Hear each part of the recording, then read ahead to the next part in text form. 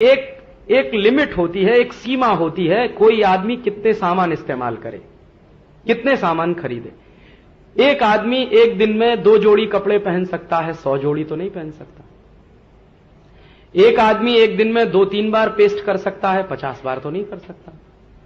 एक आदमी एक दिन में 2-3 जोड़े जूते के पहन के बदल सकता है, 100-200 जोड़े तो नहीं कर सकता। एक आदमी एक दिन में एक ही बिस्तर पे तो सो सकता है, 2-5 बिस्तर पे तो नहीं सो सकता। ऐसा तो नहीं होता कि हाथ एक बिस्तर पे, दूसरा हाथ दूसरे बिस्तर पे। और एक आदमी एक बार में एक ही कार इस्तेमाल कर सकता है, 10-20 कारें भी इस्तेमाल नहीं कर सकता। एक बार में एक ही टेलीविजन देख सकता है, 15-20 टेलीविजन भी नहीं देख सकता। तो उनके यहां क्या हुआ है, उपभोग की अंतिम सीमा आ गई है। इससे ज्यादा भोग करना उनके लिए संभव नहीं है, इससे ज्यादा चीजों का इस्तेमाल करना उनके लिए संभव नहीं है। अब जब भोग की सीमा आती है तो सामान बिकने की दर कम हो जाती है। तो अब अमरीकी लोगों ने सामान खरीदना कम कर दिया है, और उस तरह की क्रेज जो उनको कभी होती थी 20 साल पहले, वो अब धीरे धीरे कम होती चली जा रही है। तो बाजार में सामान कम बिक रहा है, तो कंपनियां बंद हो रही हैं, बेरोजगारी बढ़ रही है, और उससे उनकी चिंता बहुत ज्यादा है। और उनकी चिंता इस बात से भी बहुत ज्यादा है कि दुनिया में कुछ ऐसे अर्थशास्त्री हुए हैं जिन्होंने कुछ सिद्धांत दे दिए। एक अर्थशास्त्री हो गए एडम स्मिथ, जिन्होंने विकास की परिभाषा ही ऐसी तय कर दी। रॉबिन्सन हो गए, फिर और तमाम हो गए। इन सब अर्थशास्त्रियों ने कुल मिलाकर जो विकास की परिभाषा तय की वो ये थी कि जितना ज्यादा से ज्यादा आप उपभोग करो, जितना ज्यादा से ज्यादा आप कंज्यूम करो, आपके कंजम्पशन का पैटर्न जितना बढ़ता चला जाएगा, आपके भोग करने की दर जितनी बढ़ती चली जाएगी, उतने ही आप विकसित होते चले जाएंगे।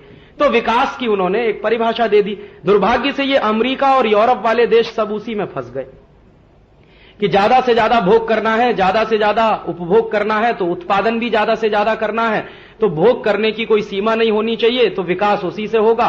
तो बहुत सारी चीजें फिर उसके हिसाब से उन्होंने तय करना शुरू किया, जबकि मानव की स्वाभाविक प्रकृति त्याग करने की होती है,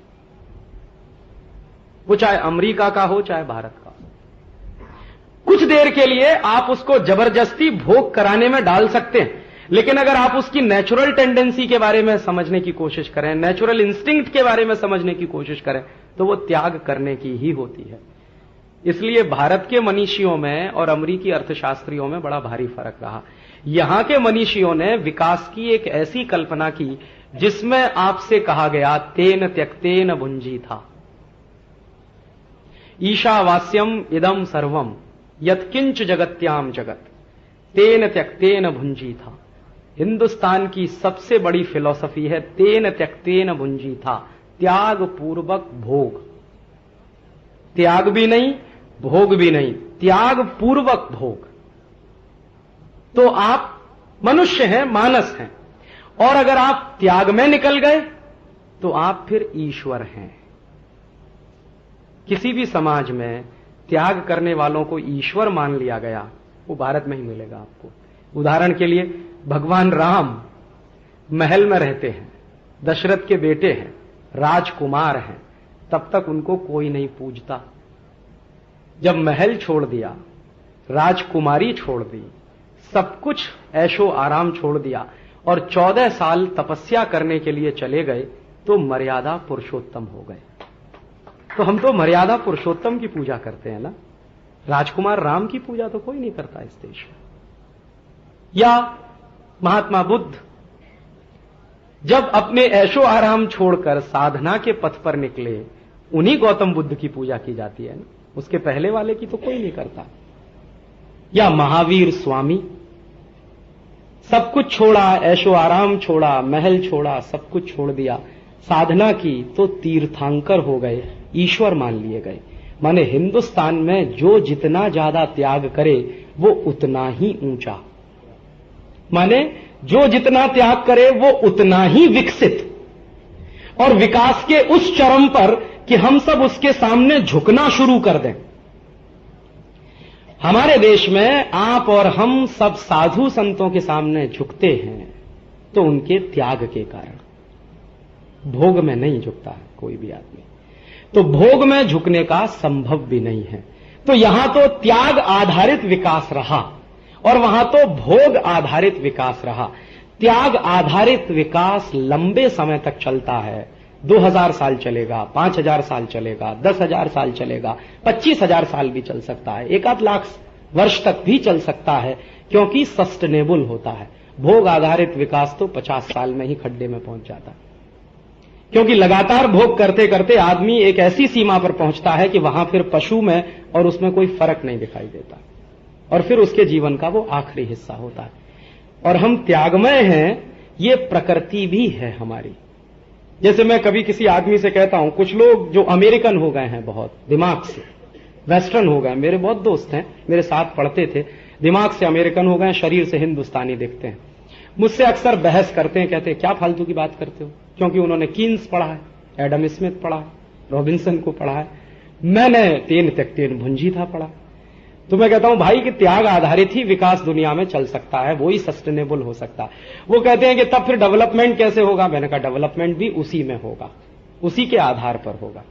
कहने लगा नहीं नहीं तुम्हारी बात फालतू की है। तो मेरा एक दोस्त है, आजकल मैसाचुसेट में है, एक बार मेरी उससे लंबी बहस हो गई, तो मैंने उससे एक ही सवाल पूछा कि अच्छा तुम ये बताओ कि अपने जीवन में तुम सिर्फ भोग ही भोग करते रहो, त्याग नहीं करोगे तो तुम मर जाओगे। कहने लगा वो कैसे?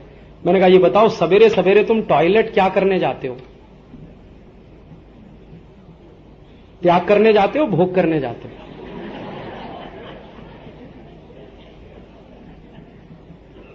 एग्जाम्पल मैंने बहुत क्रूड चुना है ताकि आपको समझ में जल्दी आए।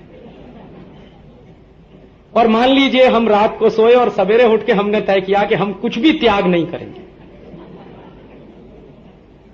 तो आप बताइए आप 2 दिन जिंदा रहेंगे कि 3 दिन?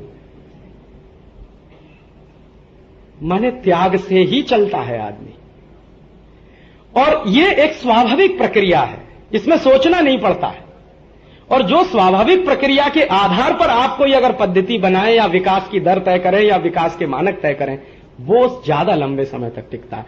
तो ये भारतीय समाज में टिकने की व्यवस्था बहुत सनातन है, क्योंकि हमारी संस्कृति ऐसी है। अमेरिकी समाज अब स्टैग्नेट कर रहा है, मार्केट भी स्टैग्नेट कर रहा है उनका, अब भोग की गुंजाइश नहीं रही है उनको, तो माल बिकता नहीं है। उसी माल को उन्हें बिकवाना है या तो चीन में, या तो भारत में, या तो इंडोनेशिया में, या तो मलेशिया में, या तो साउथ कोरिया में, या तो कहीं और देशों में। तो उन्होंने एक नए तरह का कॉलोनाइजेशन शुरू किया है, और उस कॉलोनाइजेशन का प्रतीक है अमेरिका की ये जो चीजें चल रही हैं, उनके ये जो रिएक्शंस हैं, ये उस कॉलोनाइजेशन के प्रतीक है। तो मुझे लगता है कि उन्होंने जो व्यवस्था पर चलने का सोचा है, अगर हम पहले से उसके बारे में नाकेबंदी नहीं करेंगे तो शायद हो सकता है नुकसान फिर खा जाएं, क्योंकि हम तो बहुत नुकसान खा चुके हैं पिछले 1,500-2 हजार साल से, इस तरह की व्यवस्थाओं में फंसते रहे हैं। भारत के बारे में मुझे एक ही बात कहनी है जो मुझे थोड़ी खराब लगती है, कि हम बहुत समृद्ध समाज थे, बहुत शक्तिशाली समाज थे, हमारे पास उत्पादन बहुत था, समृद्धि बहुत थी, पैसा बहुत था, कुछ भी हमारे पास कमी नहीं थी। पैसे के बारे में, हमारे बारे में सारी दुनिया जानती थी कि हम सोने की चिड़िया थे।